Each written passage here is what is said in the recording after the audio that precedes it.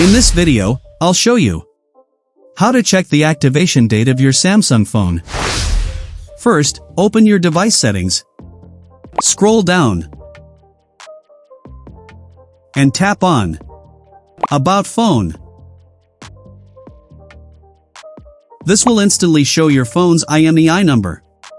Once you see the IMEI, copy or take a screenshot.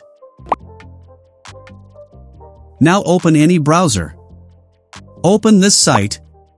Link description below in this video. Enter your IMEI number.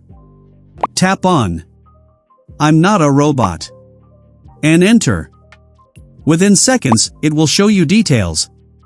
Serial number. Model. Device model. Production date. Warranty status. Activation or purchase date. Device age. That's it.